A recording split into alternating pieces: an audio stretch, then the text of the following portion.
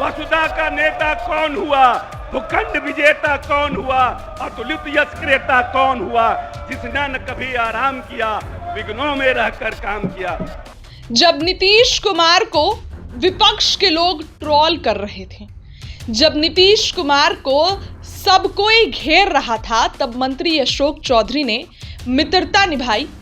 और अशोक चौधरी नीतीश कुमार के बेहद करीबी हैं, और अशोक चौधरी ने वो पंक्तियां, वो शायरी नीतीश कुमार के लिए पढ़ी।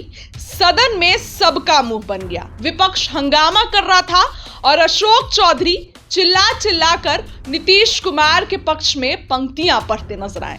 अशोक चौधरी नीतीश कुमार के बेहद करीबी हैं।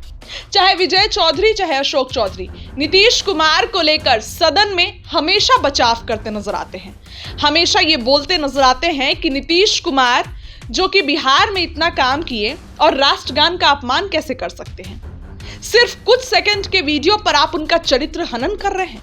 नीतीश कुमार को लेकर अब अशोक चौधरी ने मोर्चा संभाला है और पूरे सदन में उनकी ये पंक्तियां गूंजी है। अशोक चौधरी का वीडियो दिखाएंगे जो विधानसभा का वीडियो था, लेकिन अशोक चौधरी ने नीतीश कुमार के लिए मोर्चा संभाल लिया है और नीतीश कुमार को बचा लिया है।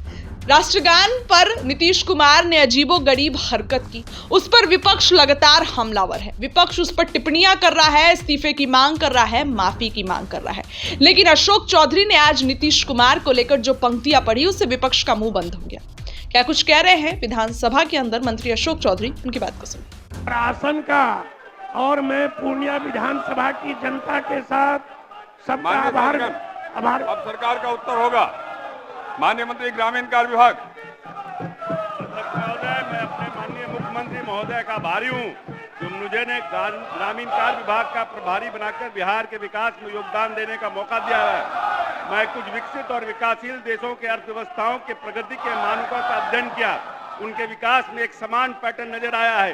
इन सभी देशों के सड़कों, आधारभूत ढांचे में व्यापक कार्य योजना, बड़े पैमाने पर निवेश का परिणाम मिला है।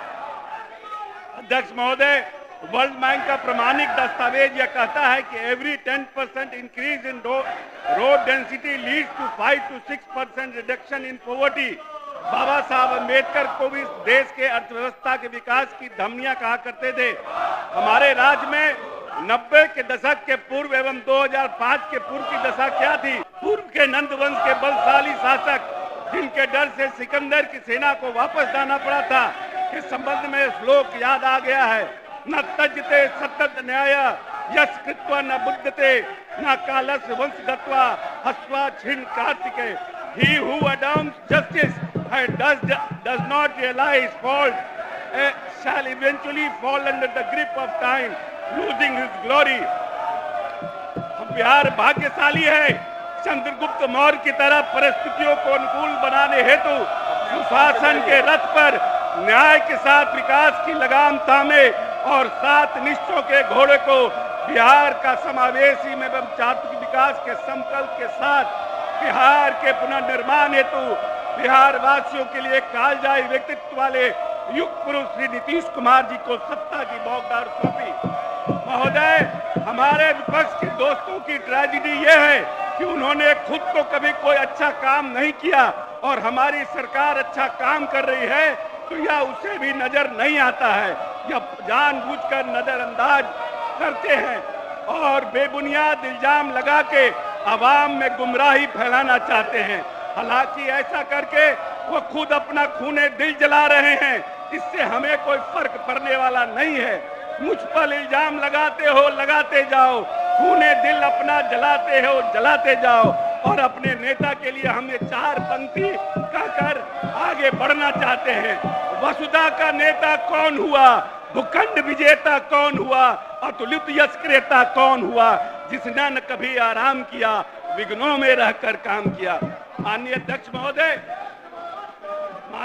महोदय, हमने प्रस्ताव सदन में पेश किया है। हम सदन से आग्रह करते हैं सर्वसम्मति से बिहार के विकास के लिए ग्रामीण सड़कों के पथों के आने वाले आर्थिक जो हमारा अर्थव्यवस्था है, ग्रामीण अर्थव्यवस्था को मजबूत करने के लिए जो प्रस्ताव हमने दिया है उसको सर्वसम्मति से पास करने की कृपा की जाए। बहुत बहुत धन्यवाद। अपना भाषण लेकर दीजिए।